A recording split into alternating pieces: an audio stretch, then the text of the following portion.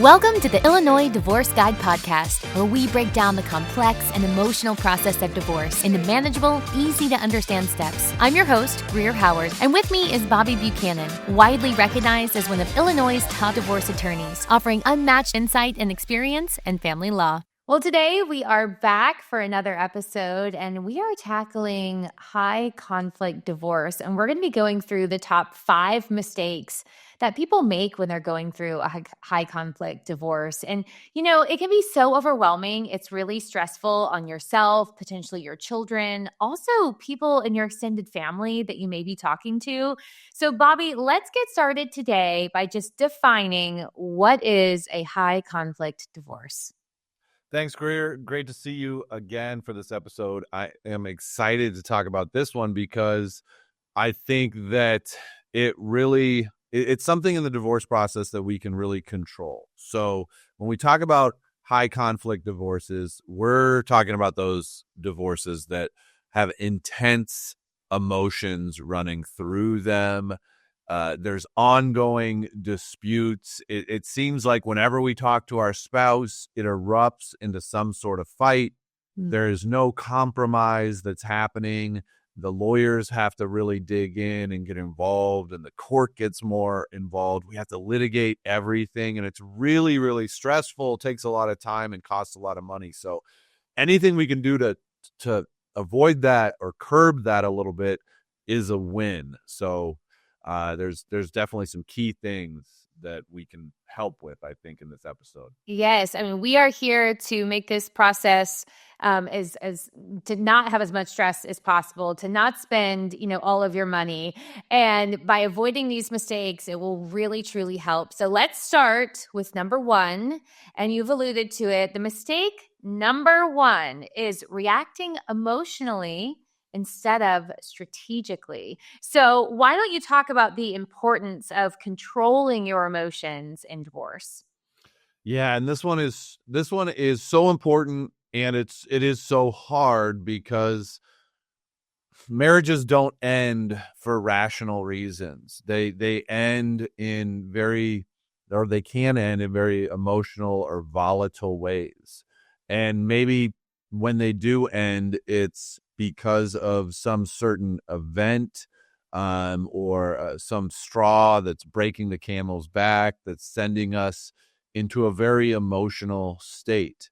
And sometimes when we take off the mask or the protective behaviors that we've been wearing during, when the marriage has been okay, when we realize that the gloves might be coming off, we let our emotions get more and more out of control. So that can be very calm. Staying calm is so important. And I mean, talk about, because there's some consequences. I mean, you can really ramp up the intensity of a divorce when you let your emotions get the best of you, right? Yeah, absolutely.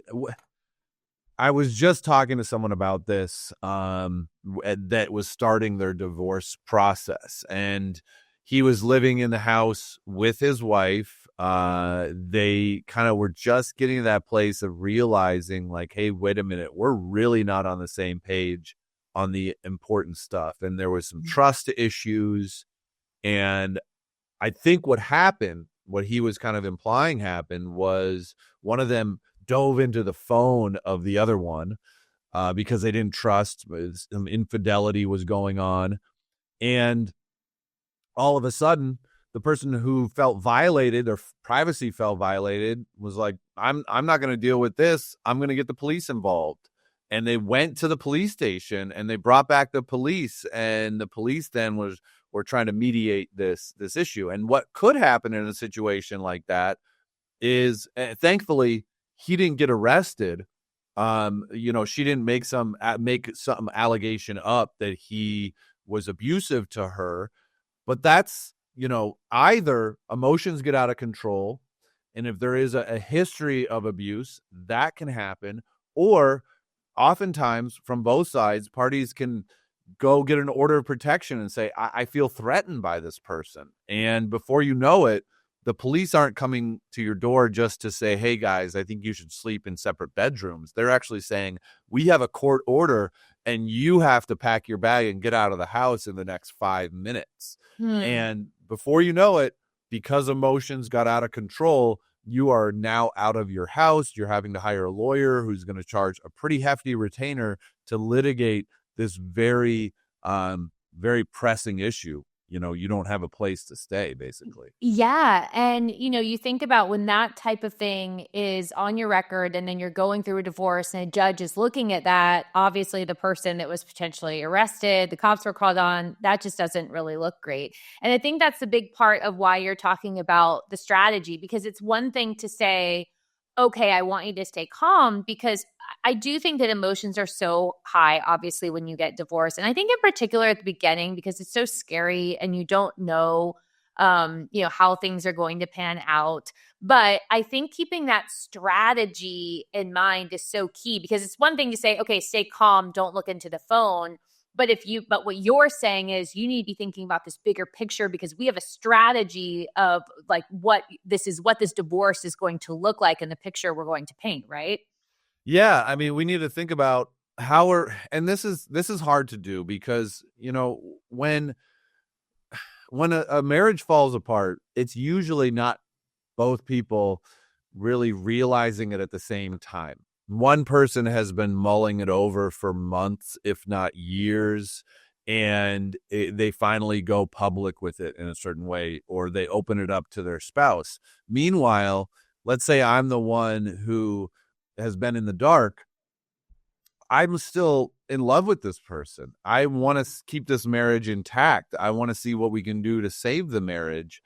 And so thinking strategically isn't really where my head is at. So I might do something brash like that out of, anger, hurt, or something like that. What I am really happy about, the gentleman that called me, is that we talked about what he should be doing, and worst case scenarios, best case scenarios. And I think I was able to pivot him to more thinking strategically about this. And I asked him what he wanted, and he said, ultimately I want to save my marriage. And I told him, well, there's kind of a catch-22 here, because if you fight your divorce and you make it really difficult for her and her process, that's not going to build trust. And she's not going to go, oh, wait a minute, you're fighting this divorce so good that I think we should give this marriage another shot.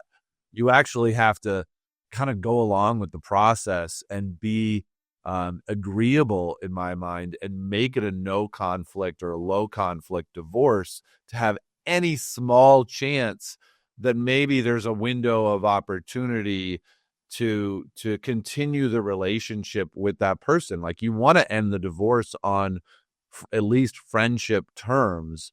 But that's, it's so hard to do. And my heart goes out to everybody who's going through this. Yeah. I love that perspective of it too, because, when you do think of the person that does want to save it, and if you have, maybe that other person, like if you're not fighting and you're not making it highly emotional, maybe it does open a window for them to change their mind and be like, you know what, maybe I don't want to divorce this person.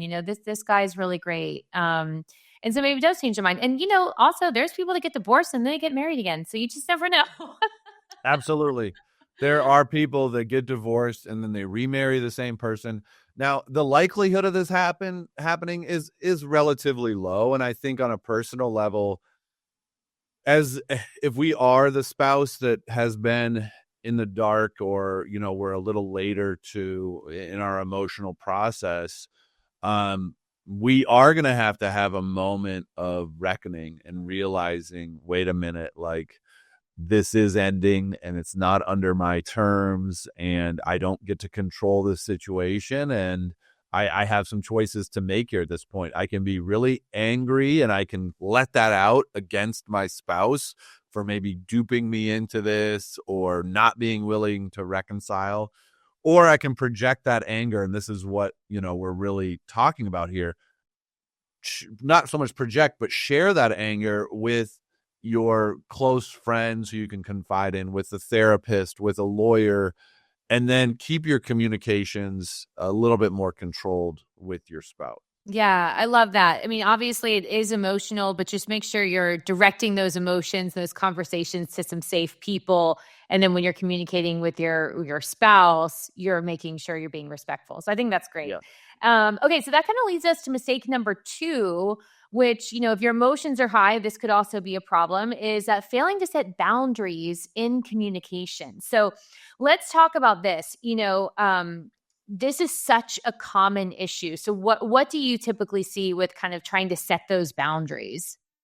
Yeah, what we see a lot is people getting into unnecessary arguments with their spouse and getting into back and forths. And when those emotions are running hot, you can't think rationally about things. You can't have conversations about who's going to get the equity in the house or how you're going to split that or what's going to happen with the kids, thinking about the kids and the house. Those are like the pillars of a marriage. We get married and we have kids or we buy a house, whichever one comes first, and we build a life together. So now we're talking about how to split those up and it can really trigger I think some deep emotions, resentment, anger, that sort of thing, and then that kind of just turns into this really messy communication. So figuring Yeah. out how we draw boundaries around that, how we control our own emotions, how we respond to our spouse when they're maybe sending us those late night text messages, diving into things, that's where the rubber hits the road. That's where we can really change the tune of this divorce. Yeah, you mentioned sort of the late night texting or maybe a high emotional texting or communication like we've talked about before. Is it fair? Like, is there a time frame where you feel like, okay, I know I probably need to get back to you, but maybe it's a better idea to wait until the morning. Do you kind of recommend for some of your clients to almost make some distance with the time that you're responding so you don't get into those back and forths? Yeah, definitely with the late night texting, I would say you might want to respond, and sometimes it's a good practice to uh you know put that text in there that you want to respond to, but do not send it. And it's probably safer to send it to your best friend instead and say, hey, check out this screenshot of just what I got, and here's what I want to respond with, and just sleep on it. Because usually when we wake up in the morning, we realize like, hey, if I had texted him back right away, we would have gotten to this back and forth, and before you know it, there's name calling, and like then you might cross over a bridge that you can't come back from. You might say things that you can't take back. And that's what happens is people say some really mean things in the heat of it, and reeling that back without having the structure of a more healthy relationship is almost impossible. So now you're trying to resolve your divorce where you've said some things that you can't take back. And are there certain topics that are on or off the table when you're going through a divorce? I mean, I feel like, you kind of mentioned the kids or things that are pertinent maybe to the divorce, but are there certain things that maybe a spouse could be trying to talk to you about that you could say, hey, this is really, I don't want to discuss this, or we don't have to discuss this? Yeah, I mean, that can be anything, really. Anything that you feel like is just not fair to talk about, not worthwhile to talk about.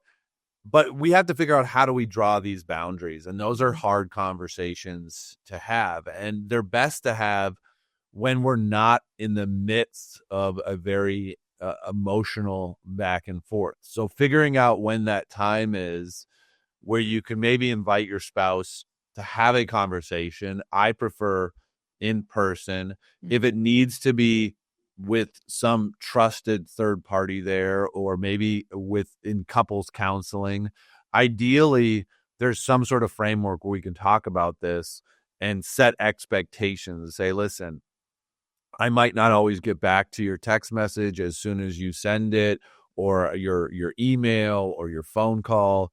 That's because I want to be respectful of this process, and I don't want to respond out of anger or emotionally. And I think you also have to validate their position as well and say, listen, I know this is as hard for you as it is for me.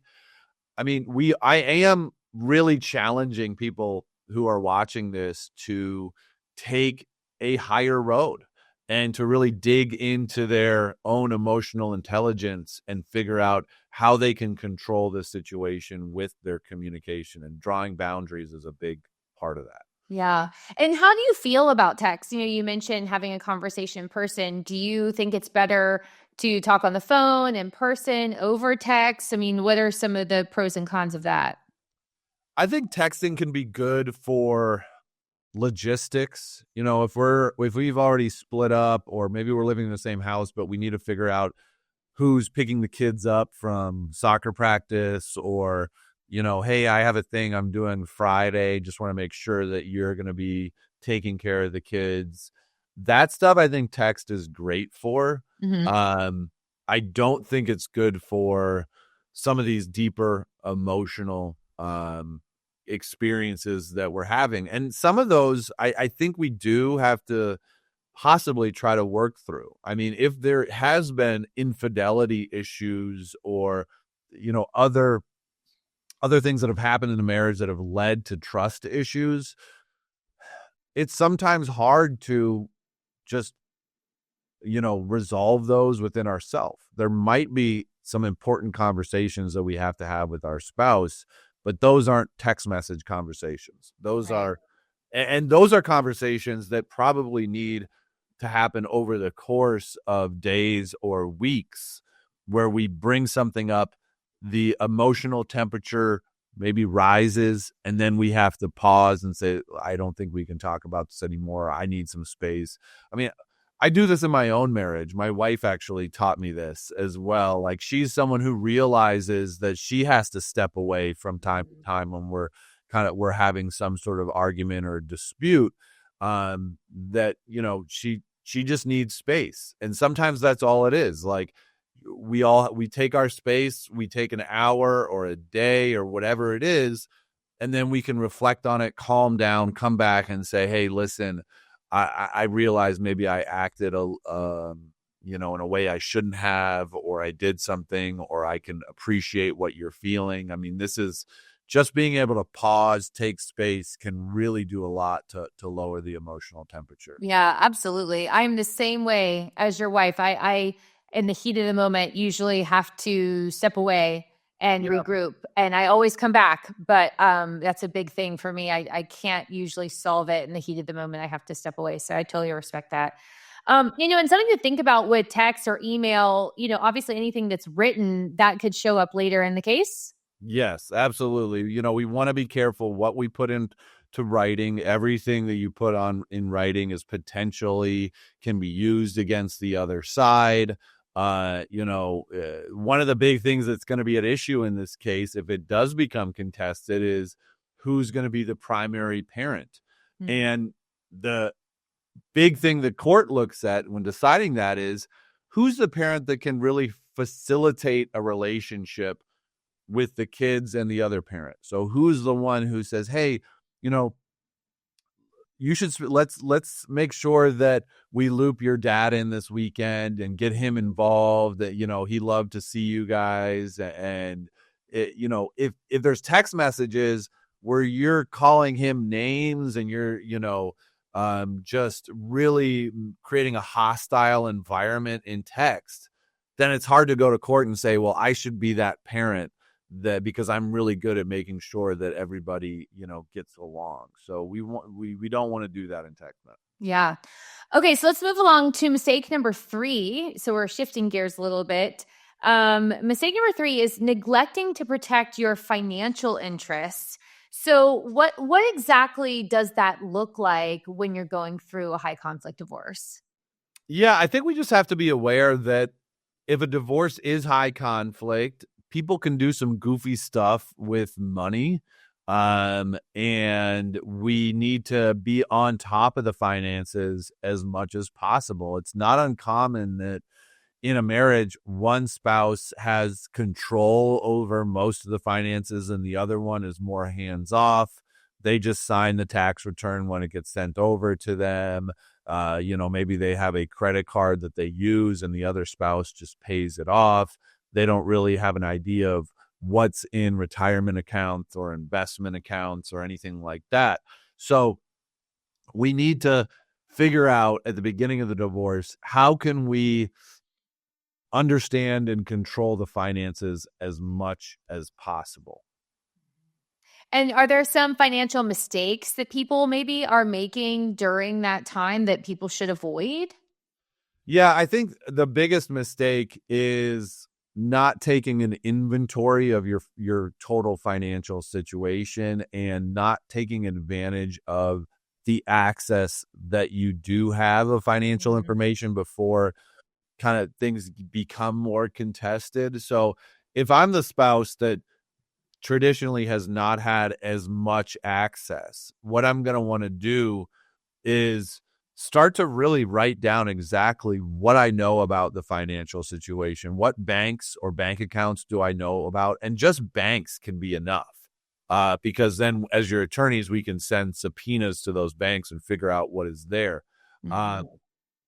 So just going through that inventory. And also, while you're in the house together, after you split, this can become a lot harder. But while you're in the house, you want to look at the mail and see, where are we getting mail from? Are we getting mail from Wells Fargo or Chase or, other Fidelity, other financial institutions, and really take note of those, write those down so that when we do hire a lawyer, you can say, listen, I know that we're getting mail from these places. We probably have some sort of bank accounts, investment accounts, and we can be more strategic in how we figure that out. Yeah, I mean, it's unbelievable to me. I've had several friends that I feel like it happens more often with women. I mean, I could be wrong, but I've had friends who've gone through divorces, and I've been shocked that, the women had no idea what was going on financially. They didn't know passwords to any bank accounts. They didn't know how many bank accounts they had, what type of money they had. And so it's just so important to, even if you're the one staying home and not making the money, you still need to know what's going on in your financial situation as a couple or a family. So that you're not in that position of trying to figure out where you're getting mail from, because so many things now are just even digital. So I think making sure you understand that as a married couple is so important. Yeah, and you probably know or have access to more information than you realize. And this is one of the reasons we want to be strategic in our communication and control our emotions. Is we can help you as a divorce attorneys. If you're able to hire us before things go off the rails, we can methodically work through these issues, because it can feel really overwhelming. Where do I even start? That's what you're hiring a divorce lawyer for, is helping you how to piece this all together, not get overwhelmed. And we'll figure out enough of the financial picture so that you're not, left out to dry. Yeah. Okay, so mistake number 4, this one is focusing on winning instead of a resolution. And I've seen, a lot of divorces from different people in my, social circle, because I'm divorced. And I see this, and it makes me so sad, because honestly, in divorce, I don't know that anybody's winning. I mean, no matter if you want a divorce or not, it is a loss, right? I mean, it's a loss of a relationship. Yeah, it's really, it's hard to say that there's any winners in the divorce process. I think people have this idea that at the end of it, there's going to be this TV-like moment where a judge stands up and points to one side and says, you're the good one, you're the bad one, you're the winner, you're the loser. And it doesn't work like that at all. I mean, there's just so much more nuance in the whole process.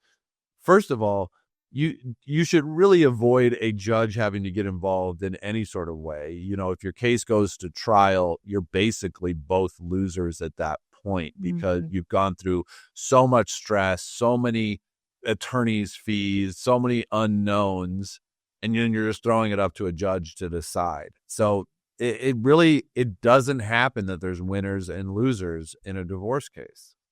So, Bobby, can you tell us a little bit about maybe how you could shift your mindset as opposed to thinking about winning and making it more of a resolution?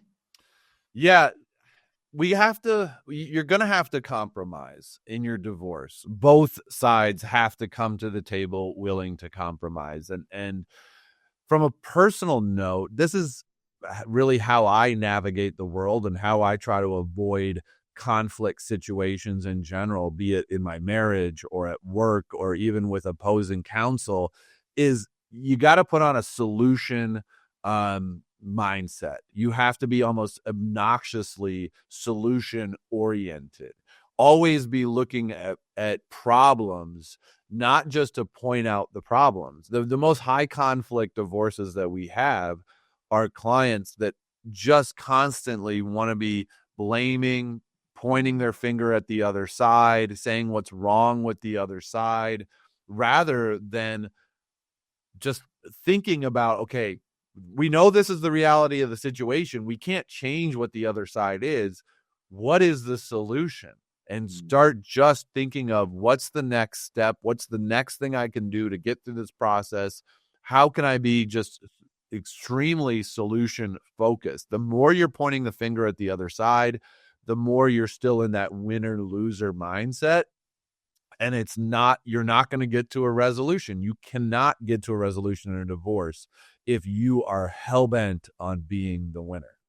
Yeah, I love the thought of that mindset shift of when you kind of shift to resolution, that gives you peace of mind, which honestly, being able to take care of yourself through this process and not creating that stress. So that's a really good thing to remember. And it never goes away. I mean, that is a mindset shift that we just all have to take on in general if we want to get through this divorce. And then this is going to be our co-parent as well. So we just want to shift in general to a solution mindset so we can co-parent with this person for the next, what could be 18 years and beyond.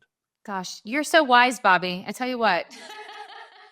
I'm seen a Wise guy over here. Okay. I love it too, because the great thing is, thankfully, you are not emotionally involved, in this as their attorney. So I love that perspective of being able to kind of just be outside of the situation and giving real practical advice, and you aren't intertwined into some of that emotion, which is another reason why it's so helpful, to have an attorney while you're going through all this. Yeah. Okay, mistake number 5. This is our 5th one, and this is a really, really important one. And this one is underestimating the emotional toll on children. If you have children, I think sometimes, parents are so wrapped up in the divorce and their own issues that they're dealing with, trying to win, on these highs. And it's really hard, but I think sometimes they aren't, really acknowledging, or they don't realize the emotional toll that it's taking on kids. So, do you see that parents sort of overlook that at times? Yes. When they are going through their divorce and it's a high conflict divorce, they have lost sight of the number one thing that's most important here. And it is embodied in the law, or, the law says exactly this, that we need to look out for the best interest of the children. That's the thing that we always need to come back to. And the best interest of the children is to work out the divorce in a kind, rational, emotionally controlled way where we're reducing the stress as much as possible. It's stressful enough. I mean, these kids, their whole entire world has turned upside down, and they're trying to navigate that. And whether they're 3 years old or 13 years old, they're going to go through it in a different way. So we need to figure out how both of us can just continue to focus on the kids and what they need in this process. That's the hardest part of seeing a high conflict divorce is, that the kids are being damaged more than anybody. And so whatever we can do to control that on our side, this is hard. I mean, oftentimes we're dealing with spouses in these high conflict divorces that have real mental health issues. They're either depressed or they are narcissists, or they have borderline personality disorders. And there's only so much we can do, but we can always take as much responsibility as possible for ourselves, how we react to things, how we communicate. Yeah, absolutely. And I know you're so good about with your clients continuing to kind of bring them back to that important point, if they have children, of making sure that you're making the right decisions for their kids. And so I really appreciate that about you as an attorney. So we talked about a lot today. So let's just kind of summarize everything of our 5 mistakes from our conversation, that you have top 5 mistakes in a high conflict divorce. So you have reacting emotionally, you have failing to set boundaries, neglecting finances, focusing on winning, and then underestimating the impact on children. So Bobby, anything else you want to say about the high risk? That's not right. High. It is high risk. It is high risk. High conflict. So Bobby, is there anything else you want to say about high conflict divorces? It all comes back to 2 things: emotions and communication. And if we can figure out how to control our emotions, and sometimes that means that we need to feel our emotions, like bottling up our anger or resentment or our sadness is not going to resolve the problem. We just got to channel that somewhere, get into therapy or start confiding more with your trusted friends and family. Figure out how to have your own emotional process, but compartmentalize it so that when we are communicating with our spouse, it's coming from a much more solidly rooted, strategic, non-emotional place. And you will be 100 times better off than if you're coming from a place of anger, resentment, or sadness in trying to resolve this. Yeah. Well, Bobby, thanks so much for being here with us today. And we appreciate you guys watching the Illinois Divorce Guide podcast. And if you have anything you want us to talk about, make sure to hit us up, and we will see you next time. Thank you for listening to the Illinois Divorce Guide podcast. We hope today's episode gave you clarity and support as you move forward on your journey. If you found this episode helpful, please subscribe, rate, and review us on your favorite podcast platform. Tune in next week for more insights and expert advice on the Illinois Divorce Guide podcast.